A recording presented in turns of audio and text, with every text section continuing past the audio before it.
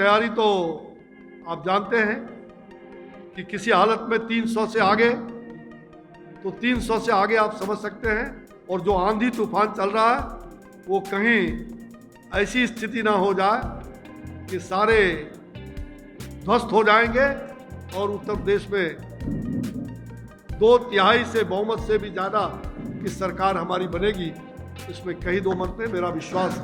और ये अटूट विश्वास जनता के आशीर्वाद से फलीभूत होगा, ऐसा हमारा आग्रह है।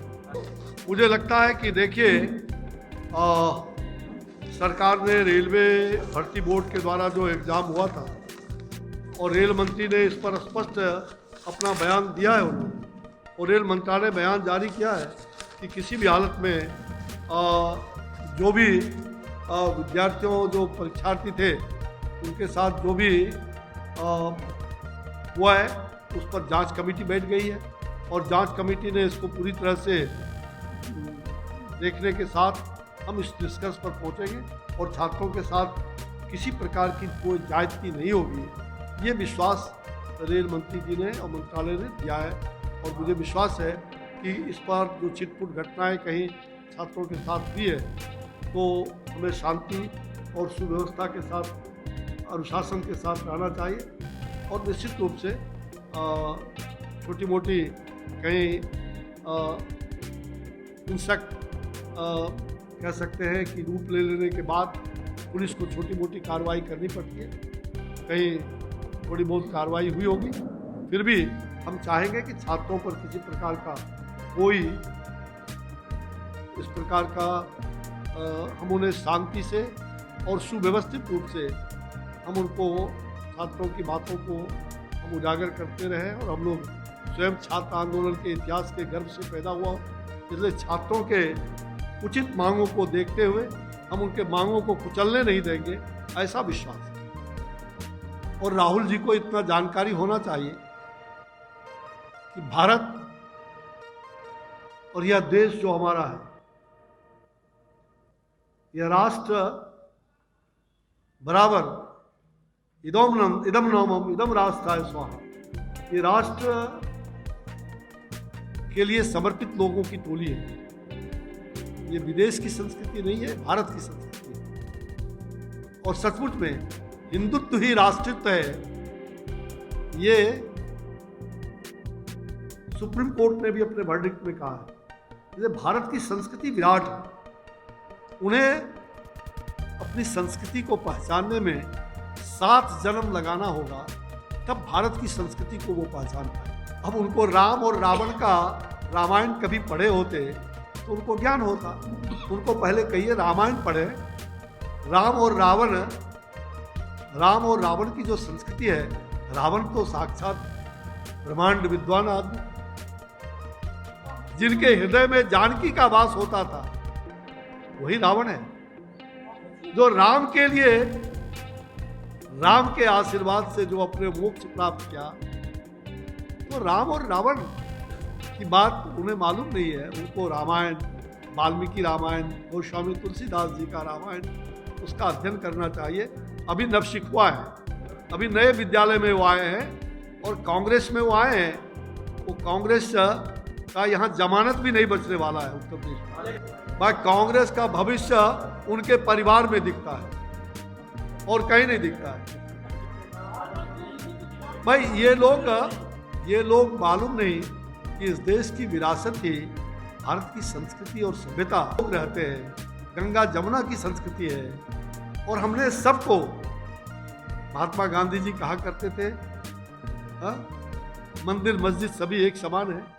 लेकिन ये लोग चुनाव के दौरान, ऐसे लोग बौखलाहट में आकर के, और हमारे एक बड़े जो इस प्रकार के हमारे समुदाय में रहने वाले भाई हैं, उनको वो हमसे चाहते हैं कि नाराज होकर के कहीं अलग चले जाए। हमें सबको साथ लेके चलना है।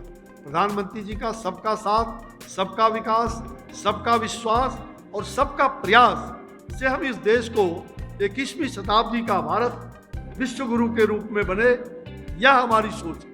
हमारी सोच है हमारी युवा भारत बने, न्यू इंडिया का जो सोच है प्रधानमंत्री जी का, हम इसमें लाखों करोड़ों युवाओं को गति दे करके, मातृशक्ति को हम साथ लेकर के, समाज के सभी वर्गों को साथ लेकर के हम इस देश की काया को बदलना चाहते हैं। अगर सीएम क्या बनेंगे, वो सीएम है और जनता के, उत्तर प्रदेश की जनता के आशीर्वाद से अगला सीएम भी योगी आदित्यनाथ ही उत्तर प्रदेश में बनेंगे। और जब बनेंगे तो ऐसे माफिया तंत्रों का यहाँ से पलायन होकर बंगाल की खाड़ी में समा जाए। विश्वरूप जो सामने प्रकट हुआ है, यहाँ बड़ी संख्या में तीर्थाटन करने वाले पर्यटन केंद्र के रूप में भी यहाँ दर्शन के लिए पहले से भी आते रहे, लेकिन अब ये केवल तीर्थाटन ही नहीं तो तीर्थाटन के साथ साथ भव्य पर्यटन केंद्र के रूप में भी विकसित हुआ है और आगे भी होगा। विकास की गंगा बह रही है। प्रधानमंत्री जी ने सही कहा था। मुझे याद है जब पहली बार चुनाव जीतने के बाद वो जब यहाँ आए थे और मैं भी अपने चुनाव के रिजल्ट के बाद गंगा के यहाँ गंगा माता की आरती करने के लिए आया था। प्रधानमंत्री जी का वह युक्ति हमें, उनकी जो उक्ति थी याद है। मुझे माँ गंगा ने बुलाया, माँ गंगा ने उन्हें बुलाया। इस गंगा की पवित्रता, नमामि गंगे के साथ साथ आज उन्होंने जो मन की बात में सही बात कहा है, हर एक बार मन की बात बड़े ही प्रासंगिक होते हैं, एक संदेश देने का काम होता है। हर वर्ग के लोगों को एक नया नया संदेश मन की बात में। आज मैंने अपने ऐसे दर्जनों कार्यकर्ताओं के साथ वाराणसी में मन की बात सुना। हम सभी प्रेरित हुए। जहां प्राकृतिक और जीव के बीच उन्होंने जीव जंतुओं का, प्रकृति का कैसे आपस का संबंध बना रहे हैं, हम कैसे प्रकृति प्रदत्त चीज़ों को प्रेम करते हैं, उसका उदाहरण उन्होंने कई बताया। सचमुच यह भारत की सभ्यता और संस्कृति का प्रतीक है।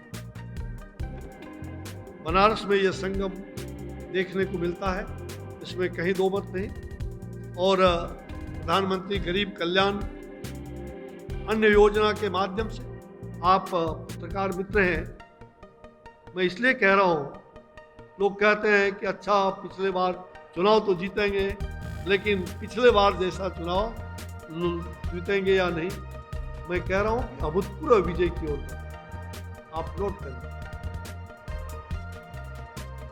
जनता का जो थर्मामीटर है, मुझे भी, मैं उत्तर प्रदेश के कई क्षेत्रों में पहले चुनाव के घोषणा के पहले में गया था और मुझे मालूम है केंद्र और राज्य सरकार के ये डबल इंजन की जो सरकार चल रही है, विकास की सरकार, अपराध पर लगाम लगा करके अपराध, गुंडा, हत्या, बलात्कार, नरसंहार, इनसे तमाम अत्याचार को एक तरफ छोड़ते हुए विकास की गंगा को बहाने वाली सरकार, ये गंगा जमुना की संस्कृति को बरकरार रखते हुए राष्ट्रवाद को आगे बढ़ाने वाली इस सरकार को अपनी ओर से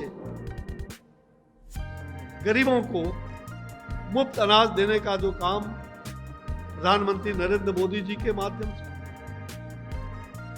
ये सचमुच में एक बड़ा ही महत्वपूर्ण कार्य है। इस कोरोना के संक्रमण काल को देखते हुए भारत की सरकार ने उनके नेतृत्व में घर घर में अनाज पहुंचाने का काम हो रहा है और विश्व की सबसे बड़ी और अनूठी योजना है। दुनिया भर के लोगों ने इसको सराहा है। 80 करोड़ लोगों को 15 महीने तक मुफ्त 5 किलो चावल या गेहूं और पहले के फेज में दाल भी 1 किलो दिया। और ये मुफ्त अनाज का जो परिवार के अंदर वितरण हो रहा है गरीबों के बीच, ये सचमुच में बड़ा, हम कह सकते हैं कि श्रेयस्कर है। पेश है न्यूज बकेट हिंदी मासिक पत्रिका। पढ़ें इस महीने की पूरी खबर विस्तार से हमारे न्यूज बकेट की मैगजीन में। हमारी ई मैगजीन को मुफ्त में पढ़ने के लिए अभी लॉगिन करें www.newsbucket.in पर। इसके अलावा रोज की ताज़ा खबरों के लिए हमारे YouTube चैनल को तुरंत सब्सक्राइब करें।